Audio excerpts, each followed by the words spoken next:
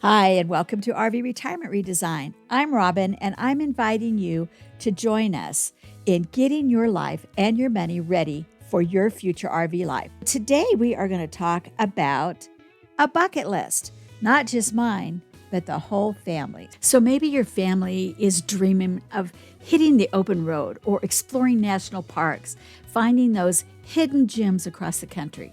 So I'm going to help walk you through how to create a bucket list that's personal, fun, and unforgettable.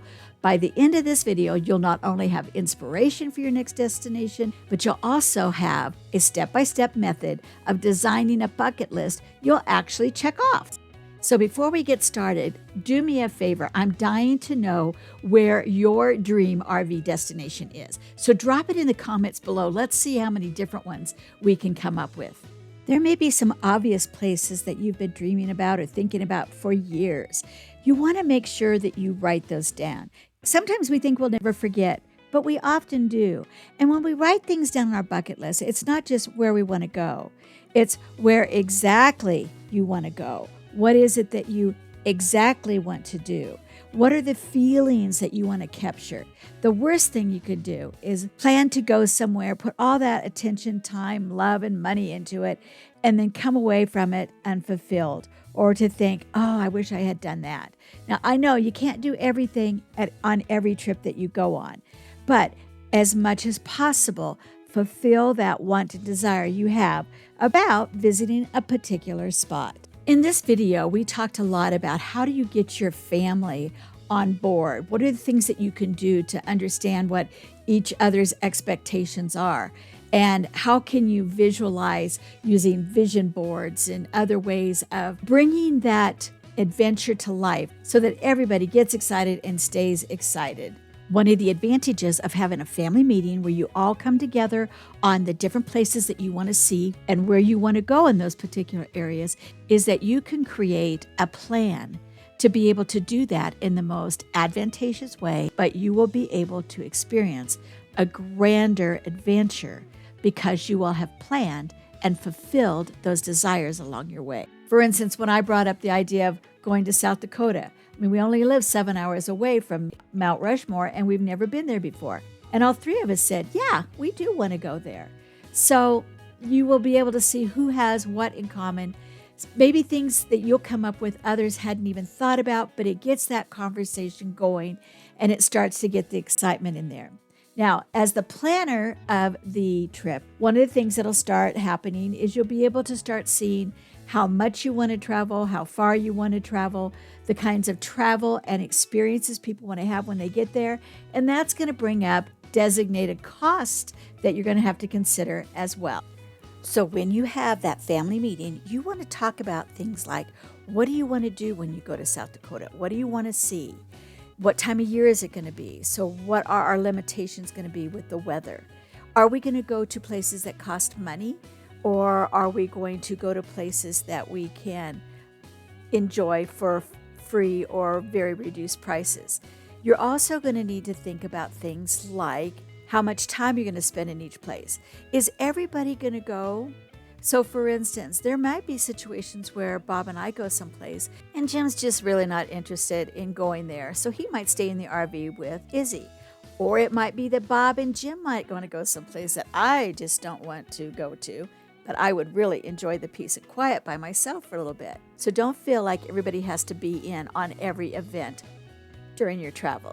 Now, if like us, you're going to be traveling with somebody that has some sort of handicap, you're going to want to do your research before you go places. You want to have a good place for you to be able to park that is easy for them to get out of the car and accessible to the door or wherever you're going. You're going to want to make sure that if they walk with a cane, there's not a lot of uphills or downhills. If they're going to be in a wheelchair, that is accessible to wheelchairs.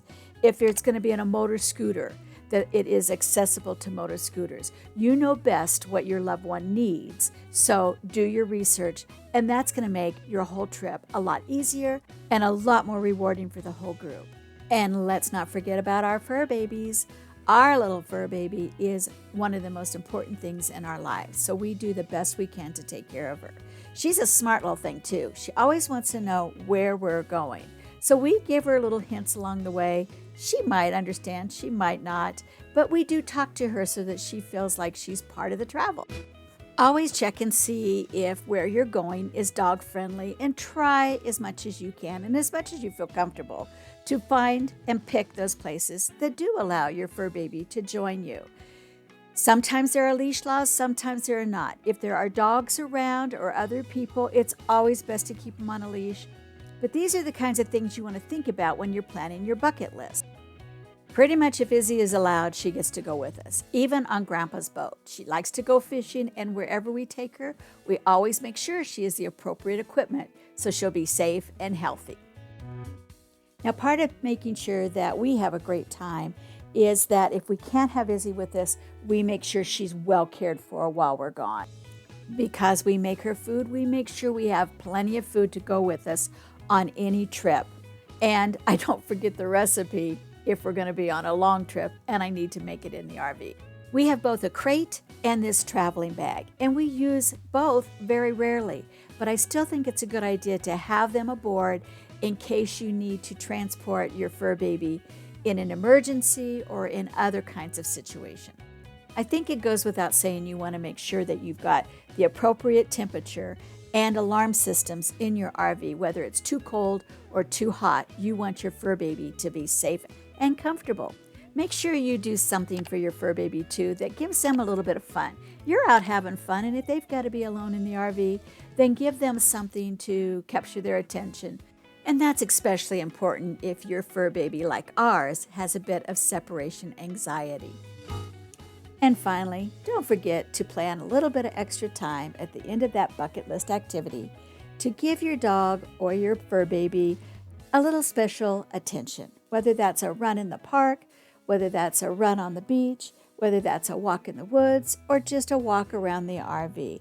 Allowing them to have some extra personal time with you and outside time means a lot.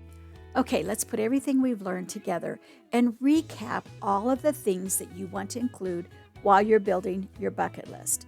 So first and foremost is you want to get the input of everybody that's involved in the trip. Where they want to go, what they want to do, how they want to feel while they're there. You want to include the costs and any kind of limitations in conversations, not to put a damper on things, but to bring reality into the conversation. You want to make it inclusive, especially where you have some limitations with family. Also, you want to make it family friendly and pet friendly wherever possible. Get individuals involved. If somebody really has an investment on going someplace, let them be the one to do all of the research and get people excited about it. This is what helps us get back to revisiting our bucket list and keeping us motivated to actually get where we want to go.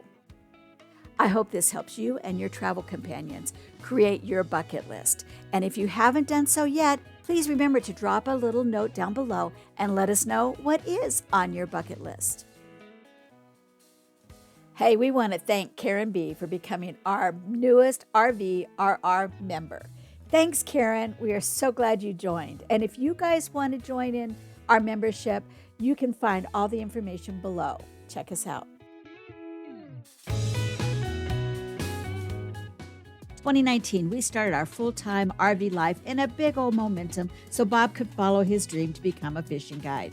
We were planning our second retirement redesign as snowbirds in a C-Class motorhome until we experienced a lifestyle interruption when my brother Jim suffered a stroke. So we are redesigning again and becoming RV lifestyle transitioners. And this time, not only is Jim coming along, but we're bringing you along too. From dreaming to planning to executing your roadmap, we're going to help you physically and financially get on the road to your RV lifestyle. Hey, thanks for watching. I really do appreciate it. And would you do me a big favor? If you like this video, would you like and subscribe? Thanks so much. We'll see you next time.